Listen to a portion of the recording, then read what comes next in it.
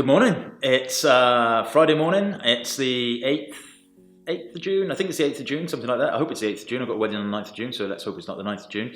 And today I am I'm beyond excited. Actually, well, probably beyond excited is a little bit of an exaggeration, but I'm very, very, very excited for a very tiny little thing, really. And that is the fact that I can see my face right there next to the camera. Now, it's not a particularly pleasant thing to stare at yourself, of course, but certainly for me.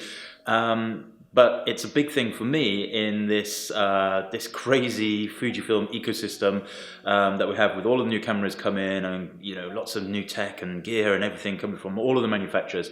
But the one thing that I have been waiting for such a long time on lots of the cameras is a fully articulating screen, and by that I mean one that comes around the side. And the X-T100, not to be mistaken for the X100T, of course, the X-T100 has been announced, and I have one for a week or so. Fujifilm UK have been kind enough to lend me one for a week, and it's a pre-production, but I'm gonna have a play with it, and I'm gonna see how I get on with it, and I'm gonna let you know over the course of this next week how I think it's going to cope as a vlogging camera. There's that word again, vlogging. Do you remember a couple of weeks ago when I did the run-in, what do they call it, out of my comfort zone video, and I took that little vlogging gimbal with me, which is fine actually. It was a nice little piece of kit, but it was, the optics in that thing were very, very weird. So the X-T100, of course, allows me to use my XF lenses, which is amazing. I don't need to kind of worry. I actually even got to the point, a few months back, where I was thinking, I really want to get into this. I really want to try and kind of explore the idea of vlogging, and I'd even kind of started thinking about looking at other types of cameras and other brands even, really, because there was just nothing that was doing it. Nothing was happening. I'd hoped the XH1 would be a solution, but it turned out it's a very, very good camera, especially for filming, the XH1, but not really for vlogging. It's probably a bit too big, and it didn't have that side articulating screen, of course. But there we go. Then we saw the announcement for the X-T100, and it has this fully articulating screen. Now, it's pretty much an entry-level camera. I don't think it's going to be a camera that I will use for stills much, although you never know. It's got a Bayer sensor rather than X-Trans sensor, which is, a lot of people prefer that actually. I haven't done any kind of real establishing the differences between the two of them in terms of the image quality. From what I can see online, obviously an X-Trans sensor will have the low pass filter, which is going to stop the moire, however you pronounce it, various other little bits and pieces. But the raw processing software that are out there seem to handle Bayer sensor images a little bit cleaner, so probably pros and cons for each one. So I will have a look into that in more detail. It does seem to be that more and more of the cameras are coming with the Bayer sensors, but it may just be, I don't know, maybe it's just because these are the entry-level cameras, or mid-level cameras, I suppose, mid-range cameras. So the X-T100, I got it yesterday or the day before, and I really didn't do much with it apart from switch it on, charge the battery, switch it on. First thing I noticed was the dials, the blank dials. There's no manual focus, single shutter, continuous shutter dial, or slider switch, I should say, which, it's, for me at first that was very confusing, because the very first thing I do with all my cameras is stick them in manual focus mode. Like, it's just a habit. It happens all the time, straight into manual focus mode, and then I use the AFL button on the back. But obviously with this camera, it's not so easy to do. You either have to do it through the menus, or you just get used to the touchscreen. And with the touchscreen stuff, I've had a love-hate relationship with touchscreens on cameras. I typically switch them off, apart from when I'm doing filming, when especially on things like the XE3, when you can do the touch focus, which is really neat. And of course you can do that on the X-T100 also. But now I'm having to get used to the touchscreens, and actually it's very responsive, it's very good. And it's not too much of a chore, but it's very different. That's the key thing. I think it's very different. My mindset is having to work in a very different way. But it's this camera, like I said, it's I wouldn't say it's probably entry level. It's probably mid level. I think in the United Kingdom with the little XC lens, it's going to come in at something like £650, £650, six something or other. I don't know. You have to look on the websites for that. I'm not sure about the body only. But what I can tell you is it's a sturdy little thing. I mean, the menus are kind of plastic and the dials are plastic and everything, but it feels sturdy, it feels good. It feels like an X-T20 in its kind of, capacity and configuration, and the chassis is strong and able. It has that articulated screen, of course, which in a moment we'll go and sit in front of the computer and I can show you a little bit more of the camera itself. The articulating screen is brilliant. The face detection face detection is great, so it kind of tracks me as I move around the screen. So apologies as I'm looking that way, because I'm so excited by the ability to be able to see myself. So I think for me at least, if I do decide to buy this camera, who am I kidding? I will buy this camera, and the reason why I will buy this camera is because I think it does answer this question for vlogging for me. Now, I did buy an XE3 last November, December, October, November, something like that. And I took it to New York with me. And if you look on the channel, you'll see the 4K video I shot in New York on the XE3. And my idea of buying the XE3, at the time I was like, I don't know if I need an XE3, because, I had my X100 and I had the X Pro 2, etc., etc. But the XE3 for me had the 4K video, and at the time the X Pro 2 didn't have 4K, and also it was small and it was compact and it's a beautiful camera, and that was the one that I thought maybe actually will be the way I can get into this this world of vlogging. It wasn't to be, because I just kept thinking, I need the screen, I need to be able to see myself. I'm not good enough to be able to trust myself that I'm focused or I'm in the middle of the frame or whatever. I don't have that capacity that these people on YouTube seem to be able to do all the time. So I never really went down the route of vlogging with the XE3, but I do still love the XE3. It's definitely not going to be a camera that I sell, because especially because it's got that gorgeous 4K video capability in it and such a small camera. So that will definitely be staying. But what I will say about the X-T100 is, the kind of standout feature that everybody immediately started saying about was, it's got 4K, but it's only 15 frames per second. And it's right, it is only 15 frames per second. So to a certain extent, nobody is going to be using 4K on the X-T100 for filming. Simple as that, unless they're going to be doing some very short type of B-roll stuff, where they want to, kind of intersect stuff. However, I don't actually think that that's really what that functionality is in this camera is aimed at. I think it's aimed at people who really want to do kind of short bursts. In fact, in the menu system, there is an option for 4K burst. I think it's like 15 seconds or something. So things like time lapse, all of that kind of stuff, I think that's where that will come into play. But for all intents and purposes, if you want to do any kind of real filming on this camera, you are going to be limited to 1080p. Now, like I said, because I think that this camera will be well received by people who want to do vlogging, and judging by what I've seen, most people do not vlog in 4K, and for obvious reasons. You're gonna, I'm very close to you. What am I? I'm like a foot away, I suppose, something like that. I'm probably far too detailed as it is, and you definitely don't want to see all my craggy hairs and wrinkles in 4K. So I don't think it's going to be too much of a limiting factor. Of course, the thing that will come into play, of course, is if you are mixing 4K with 1080p. So if you're vlogging in 1080p and you're mixing that with a kind of some motion film that you've shot in 4K on another camera, then that does become a little bit more tricky when you're blending it all together in Premiere Pro or whatever later. There's tricks you can do to kind of deal with it, and it's just it's added workflow, I suppose. So I don't think that was ever going to be the case that Fujifilm would put 4K 24 frames per second in this camera, purely because of the price point. This is not aimed at people who are going to be wanting to do that. That's where your X-T2, your XE3, X-T20, even X Pro 2 and certainly XH1 come into play now for those kind of people who want to do that. But what I would say is we have the articulating screen. It's coming all the way around.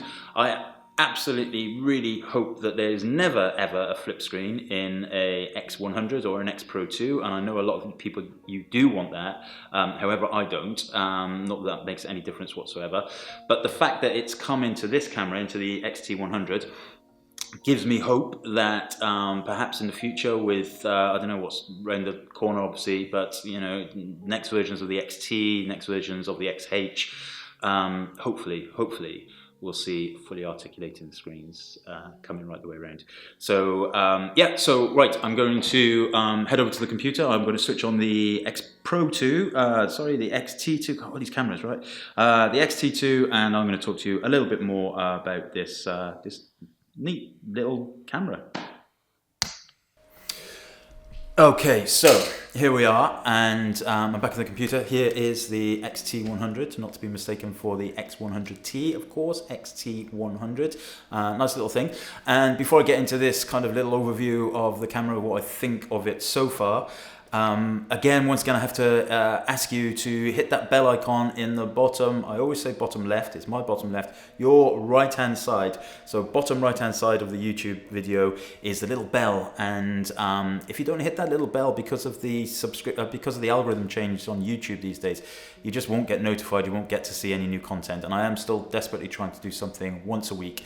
And I'm trying to kind of mix it up and make it very variant. So hopefully there's something for everybody on the channel. So please hit the bell and subscribe and share and like and comment and all of that good stuff. It does help me out. So anyway, on to the camera, and here it is. I've actually got the 35mm f2 on here now because the lens I was using earlier, I am using on my X-T2 to film this right now. And you know, it's nice. It feels good. It feels good in the hand. It feels solid. The chassis is very solid.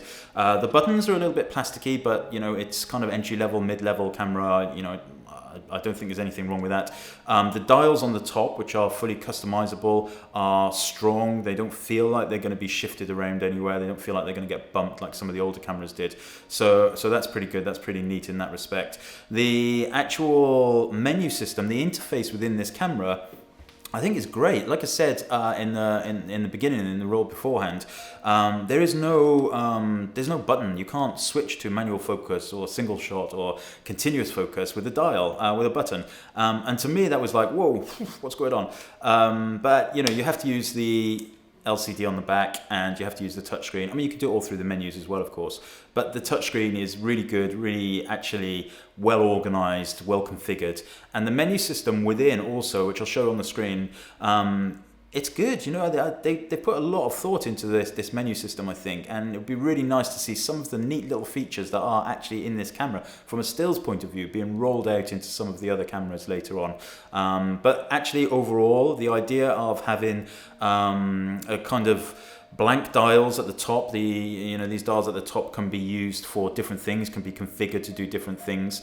I think that kind of makes sense because on a camera like this, where, you know, probably not so much on things like an X100, where, you know, you definitely need to know very quickly where your exposure compensation is, etc. But on a camera like this, where it's going to be used for multiple things, or possibly multiple things, there's a lot of stuff, there's a lot of good stuff inside this camera that allows you actually to get access to some of the settings and the configuration settings for each of those different things. So it's pretty neat. I love, it's got all kinds of neat little features in it from a stills point of view that I don't think are in any of the other cameras. You know, at least I don't think so. I've never used an XA5 or an XA camera, so I don't know, some of this stuff might be in there. But for example, it has, you know, it has the flip out screen, of course, which we talked about. And just at one point on this, while we are talking about this, because I think the flip out screen will be, you know, a lot of people will do selfies with it, of course, if you're into that kind of thing. But more likely, this will be of benefit to people who are going to be doing vlogging or want to be able to monitor the video through the front of the camera. So you can see that works really well. Now here on the left hand side is the socket for the 2.5mm microphone jack.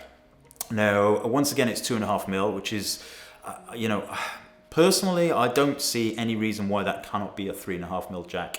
I don't know whether it's something to do with power consumption or whether it's to do with size, but 2.5mm is really not used that much. Fujifilm themselves produce a little microphone. I think it's called the ST1, something like that. But I don't use that. I use a Rode VideoMic Pro, which has a 3.5mm jack. So I have to use a little adapter, little cable. I don't have it. Here it is. So if you look here, this is the VideoMic Pro. and I have to have this little adapter connecting the two together.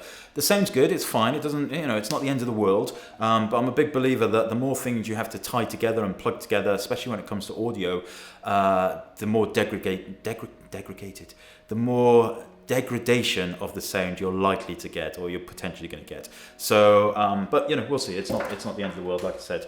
Now, what that means though, with that slot there, when the cable is connected, I should have thought this out a little bit more. When that cable is in here,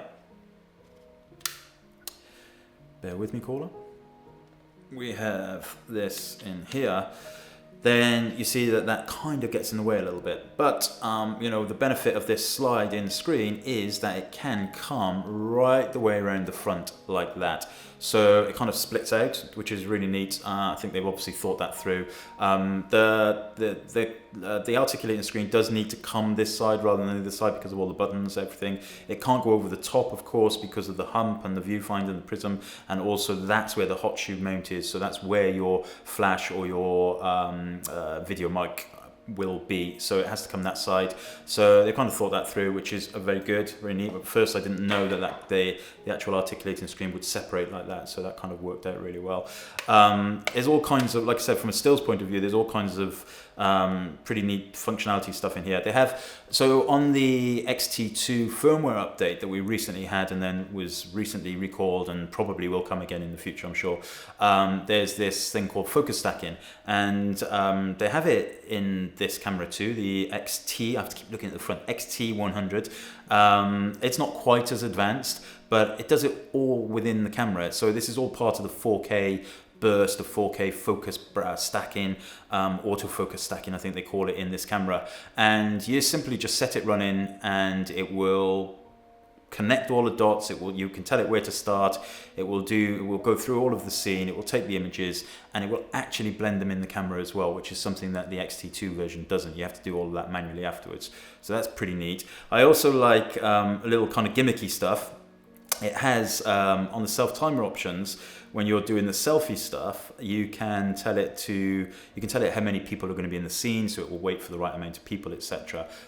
Which actually kind of makes sense, especially if you're kind of putting the camera on a table and you're walking away. So you're saying, right, wait, there's going to be two of us rather than just one of us. So it will actually wait. It also has this option for smile, right? So apparently, I've not tried this yet, but apparently it will recognize a smile. Now, it might be quite difficult with me, granted, but I'm going to try it. So I'm going to stick it on smile. I'm going to pop this articulating screen out and we'll see how we get on. Okay, 35mm, so it has to go back a little bit, and I will put the focus on and then I will smile. No.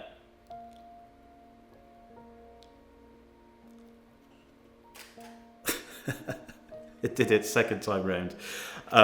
See, my best smile, my best gappy teeth.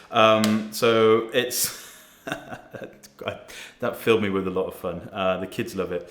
But yeah, so there's all kinds of various stuff in there. There's also in the toy filter stuff, there is a tilt and shift kind of emulation, as well as all of the other stuff. There is no across film simulation, of course, in this camera, because that's an X-Trans feature, and this is a Bayer sensor, so it doesn't have the X-Trans stuff in it. So we miss out on the across, but it does have all of the other stuff, kind of black and white and sepia and classic chrome and everything else that is good to go in there.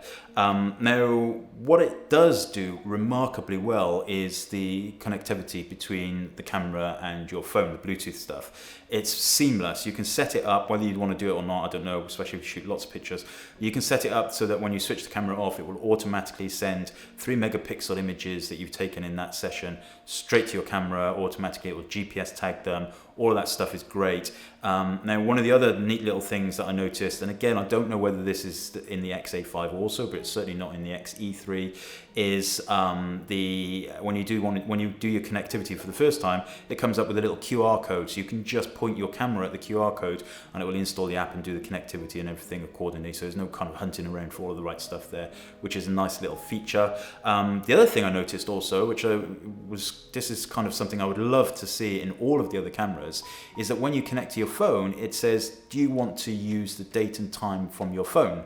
Now, wouldn't that be great if all we had to do is switch our phone on, which is generally set by the phone providers to the correct date and time, connect it to our cameras, and hey presto, the time is correct. So imagine if I'm shooting a wedding, I'm shooting with two X Pro 2s or two XT2s or whatever, and all I have to do to configure the time to be accurate and to be the same on both cameras is switch on my phone and just connect both of them.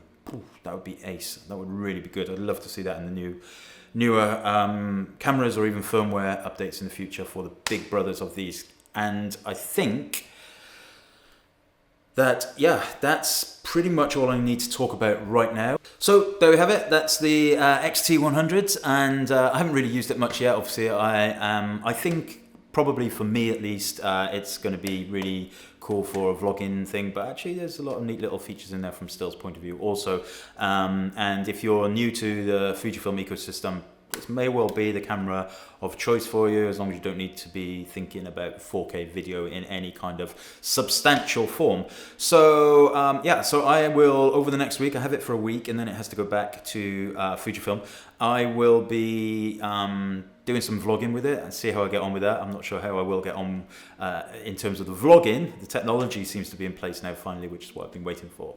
I have a very busy week coming up. I have a wedding tomorrow in London, then I have to go to where am I going tomorrow? Sunday I'm going to Gatwick to pick up Patrick Larocque, and then on Monday I'm going to Birmingham to pick up Facundo Santana. And I always have to be really careful when I say his name, Facundo Santana, who's an amazing wedding photographer, and both of those are speaking at my X-Weddings conference, which I've organised and is happening next Tuesday and Wednesday in Bath.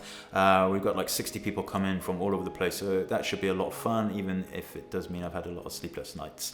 So I'm going to vlog right the way through it, hopefully, and so there may not be a video next week because I'm tied up doing this, although I might try and get something out. But other than that, perhaps the next video you'll see will be a full vlog taking on the little X-T100, who knows. So thanks again for tuning in. Of course, please like, please subscribe, please hit that bell, please share. Any questions you have, I will do my absolute best to answer them. Leave the comments below, and I shall see you next time.